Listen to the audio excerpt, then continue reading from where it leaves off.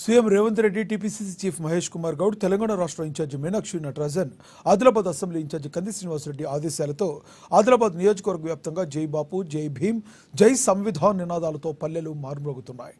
బుధవారం కంది శ్రీనివాసరెడ్డి సతీమణి కంది మౌనా శ్రీనివాసరెడ్డి ఆధ్వర్యంలో బోరజ్ మండలం పిప్పర్వాడలో కాంగ్రెస్ శ్రేణులతో కలిసి రాజ్యాంగ పరిరక్షణ పాదయాత్ర చేపట్టారు. కేంద్రంలోని బీజేపీ ప్రభుత్వం రాజ్యాంగాన్ని మార్చేందుకు ప్రయత్నిస్తుందని, దీని అందరూ అడ్డుకోవాలని కంది మౌనా శ్రీనివాసరెడ్డి అన్నారు. రాజ్యాంగ పరిరక్షణ ధ్యేయంగా కాంగ్రెస్ పార్టీ జై బాపు, జై భీమ్, జై సంవిధాన అభియాన్తో కార్యక్రమాలు చేపడుతున్నట్లుగా ఆమె వివరించారు. పేదల, బడుగు బలహీన వర్గాల వారి కోసం ఎంతో కష్టపడి తయారు చేసిన రాజ్యాంగాన్ని మారుస్తామంటే ఎవరు అంగీకరించరన్నారు. దేశ సమగ్రత కోసం పాటుపడే కాంగ్రెస్ పార్టీకి ప్రజలంతా తమ మద్దతు తెలిపాలని కోరారు. గ్రామంలోని ఇంటింటికి జై బాపు, జై భీమ్, జై సంవిధాన్ నినాదాలతో పాటుగా ప్రభుత్వ సంక్షేమ పథకాలను వివరించారు.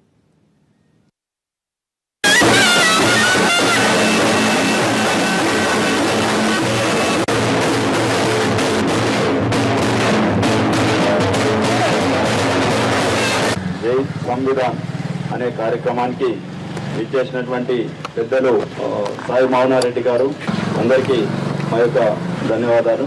ఈ కార్యక్రమాన్ని తీసుకొని ప్రతి ఒక్కరికి సమాన న్యాయం జరగాలనే ఉద్దేశంతో కాంగ్రెస్ పార్టీ చేపట్టినటువంటి కార్యక్రమానికి మా గ్రామస్తుల తరఫున కూడా పెద్ద మొత్తంలో సపోర్ట్ ఉంటుందని తెలియజేస్తూ అందరికీ నమస్కారం.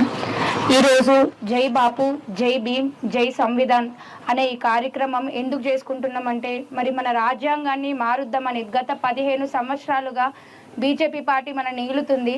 కాబట్టి 15 సంవత్సరాల నుంచి మన రాజ్యాంగంలో మనకి ఏవైతే మన పెద్దలు మనకి హక్కులు ఇచ్చారో, సమానత్వం ఇచ్చారో, మనకి ఏవైతే కుల మత భేదాలు లేకుండా అందరూ సమానంగా ఉండాలి అని చెప్పేసి వాళ్ళు మన కోసం అయితే రాజ్యాంగాన్ని నిర్మించారో దాన్ని ఈరోజు వాళ్ళు మార్చడానికి ప్రయత్నిస్తున్నారు. కాబట్టి దీన్ని ఒంటి చేతో వాళ్ళని ఆపాలని మేము మీకోసం పోరాడుతున్నామన్నా, మీరు ఇప్పుడు అంటున్నారు కుల మత భేదం అని, అది లేకుండా ఉండాలని మా కోసం ఏం చేసిండ్రు అంటున్నారు. మీకోసమే మేము ఈరోజు నిలబడ్డాం.